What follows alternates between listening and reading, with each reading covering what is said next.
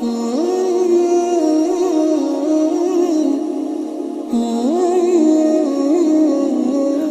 ইব্রাহিম আলাইহিস সালাম একদা স্বপ্নে দেখলেন কে যেন তাকে বলছে, হে আল্লাহর দোস্ত, আপনি আল্লাহর রাস্তায় কুরবানি করুন।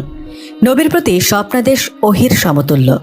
তাই হযরত ইব্রাহিম আলাইহিস সালাম স্বপ্নে কুরবানির আদেশ পেয়ে অস্থির হয়ে উঠলেন। অনেক চিন্তা ভাবনা করে তিনি দুম্বা উট কুরবানি করে দিলেন। দ্বিতীয় রাতে তিনি আবার স্বপ্ন দেখলেন একজন তাকে বলছেন, নবী আল্লাহর রাস্তায় কুরবানি করুন। এবারেও নবী 200 উট কুরবানি করলেন। অতঃপর তৃতীয় রাতেও তিনি একই স্বপ্ন দেখলেন। তৃতীয়বারেও তিনি 200 উট কুরবানি করলেন। চতুর্থ রাতে তিনি স্বপ্ন দেখলেন কে যেন তাকে বলছেন, হে আল্লাহর দোস্ত, আপনি আল্লাহর রাস্তায় আপনার প্রিয় সন্তানকে কুরবানি করুন। এবারের স্বপ্ন দেখে তিনি হতবুদ্ধি হয়ে গেলেন। তার সন্তান বলতে হযরত ইসমাইল আলাইহিস সালাম ব্যতীত আর কেউ নেই। সে সন্তান তার নির্বাসিত মাতার নিকট থাকে। নবী তাদের সাথে তেমন সম্পর্ক পর্যন্ত রাখেন না। এমতাবস্থায় এহেন এক চরম প্রত্যাদেশ কিভাবে তিনি কার্যকরী করবেন এ ভেবে অস্থির হলেন। ভোরবেলা নবী সায়রা বিবির নিকট তার স্বপ্নের কথা আলোচনা করলেন।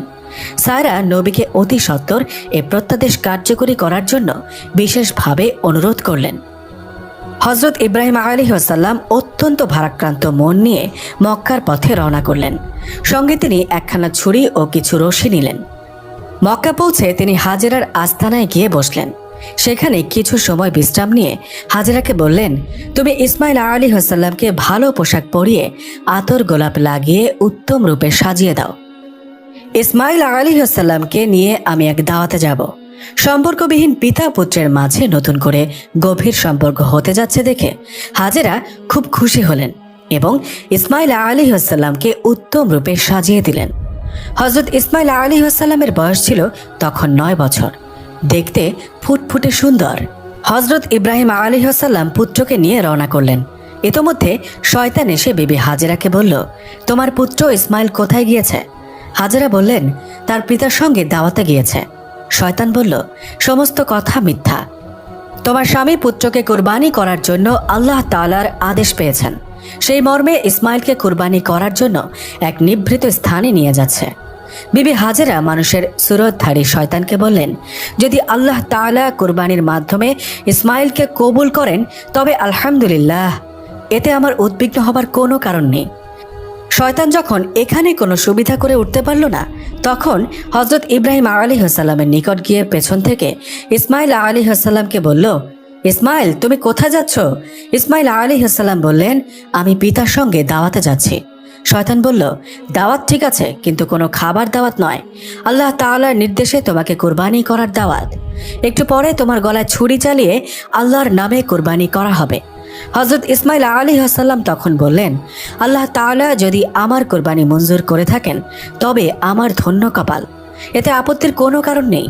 অতঃপর তিনি পিতার সম্বোধন করে বললেন, হে পিতা, পেছন থেকে কে যেন বলছে আপনি আমাকে কুরবানি করার জন্য নিভৃত স্থানে নিয়ে যাচ্ছেন। তখন হযরত ইব্রাহিম আলাইহিস সালাম বললেন, শয়তান তোমার সাথে প্রতারণা করছে, তুমি ওর প্রতি 7 খণ্ড পাথর নিক্ষেপ করো। হযরত ইসমাইল আলাইহিস সালাম পিতার আদেশ অনুসারে 7 খণ্ড পাথর নিক্ষেপ করলেন। শয়তান দূরীভূত হলো। এই পাথর নিক্ষেপ হজ আদায়ের জন্য একটি জরুরি শর্ত ও সুন্নাত হিসেবে গণ্য করা হয়েছে। হযরত ইব্রাহিম আলাইহিস সালাম মিনার এক নিভৃত স্থানে গিয়ে থামলেন এবং পুত্রকে বললেন, হে প্রিয় বৎস, আমি 4 রাত ধরে স্বপ্নযোগে কুরবানি করার আদেশ পেয়ে আসছি। আমি সে পরিপ্রেক্ষিতে 600 উট কুরবানি করেছি। শেষবারে আমার প্রিয় সন্তানকে কুরবানি করার আদেশ পেয়ে তোমাকে আল্লাহর নামে কুরবানি করার উদ্দেশ্যে এখানে নিয়ে এসেছি। হযরত ইসমাইল আলাইহিস সালাম পিতার মুখে এই কথা শুনে বললেন, আলহামদুলিল্লাহ, আল্লাহ তাআলার এরূপ নির্দেশ আমার জন্য সৌভাগ্যের দ্বার খুলে দিয়েছেন। আমাকে আল্লাহ তাআলা কবুল করেছেন, এজন্য আমি অত্যন্ত আনন্দিত। আপনি এই কাজ সমাধার ক্ষেত্রে আমাকে ধৈর্যশীলদের অন্তর্ভুক্ত দেখতে পাবেন। আপনি আর বিলম্ব না করে আল্লাহ তাআলার আদেশ অনুসারে কাজ আরম্ভ করুন। হযরত ইব্রাহিম আলাইহিস সালাম বললেন, ইহা আমি কিভাবে সমাধা করব? ইসমাইল আলাইহিস সালাম তদুত্তরে বললেন, প্রথমে আপনি আমার হাত পা বেঁধে নিন, পরবর্তীতে আমাকে বিপরীত দিকে কাত করে শোয়ায়ে নিন। যেন আপনি সরাসরি আমার মুখমণ্ডল না দেখতে পান। তারপর আমার গলদেশে ছুরি চালান করুন, এতে আপনি অবশ্যই কৃতকার্য হবেন। তৃতীয়ত, আমার রক্তে ভেজা কাপড়গুলো আমার আম্মার কাছে পৌঁছে দিবেন। তিনি এগুলো দেখে আল্লাহর রেজামন্দির ওপর খুশি থাকবেন এবং আমার কথা স্মরণ করে কিছুটা স্বস্তি লাভ করবেন, কারণ তার আর কোনো সন্তান নেই যার দিকে তাকিয়ে তিনি স্বস্তি লাভ করতে পারেন। হজরত ইব্রাহিম আলাইহিসসালাম পুত্রের কথা অনুসারে আস্তিনের মধ্যে রক্ষিত রশিগুলো বের করে তার দ্বারা ইসমাইলের হাত পা বেঁধে নিলেন। তারপর তাকে কাত করে শুইয়ে দিলেন। তারপর আস্তিন থেকে ধারালো ছুরি বের করে বিসমিল্লাহি আল্লাহু আকবার বলে ইসমাইলের গলদেশে ছুরি চালিয়ে দিলেন। কিন্তু তার ছুরি চালনায় কোনো কাজ হলো না। ছুরি ইসমাইল আলাইহিসসালামের চামড়ায় কোনো ক্ষত সৃষ্টি করতে পারল না। ইসমাইল আলাইহিসসালাম তখন পিতাকে বললেন, হে প্রিয় পিতা, সন্তানের মুখের দিকে তাকিয়ে তাকে জবেহ করা অত্যন্ত কঠিন কাজ। এই কাজ হয়তো আল্লাহ তাআলা পছন্দ করছেন না।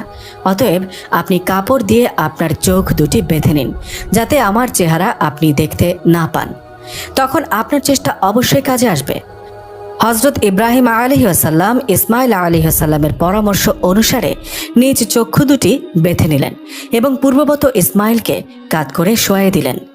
অতঃপর বিসমিল্লাহ বলে ছুরি চালালেন।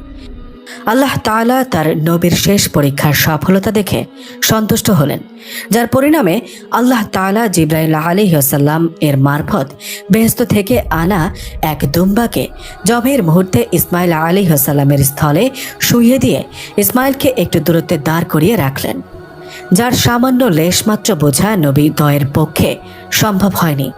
হজরত ইব্রাহিম আলাইহিসসালাম জবের কাজ সুস্পষ্টভাবে সম্পন্ন হয়েছে ভেবে আলহামদুলিল্লাহ পাঠ করলেন এবং চোখের কাপড় খুলে ফেললেন।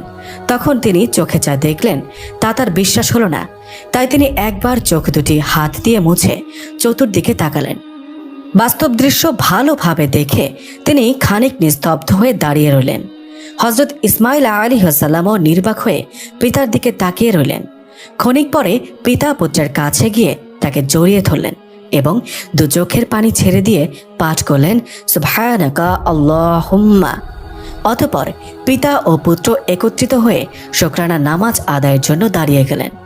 এই মুহূর্তে হজরত জিবরাইল আলাইহিসসালাম সেখানে অবতীর্ণ হলেন। তিনি সজোরে উচ্চারণ করছিলেন, আল্লাহু আকবার, আল্লাহু আকবার, লা ইলাহা ইল্লাল্লাহ। অতঃপর তিনি হজরত ইব্রাহিম আলাইহিসসালামের নিকট এসে বললেন, হে আল্লাহর দোস্ত, আল্লাহ আপনাকে সালাম প্রেরণ করেছেন। আল্লাহ তাআলা নবীকে লক্ষ্য করে আরো বলেছেন, হে ইব্রাহিম, তুমি আল্লাহ তাআলার উদ্দেশ্যে তোমার স্বপ্নকে বাস্তবায়িত করেছ। নিঃসন্দেহে এটা ছিল একটা মহা পরীক্ষা। আমি এভাবে আমার সৎ ও উদার বান্দাদের পুরস্কৃত করে থাকি।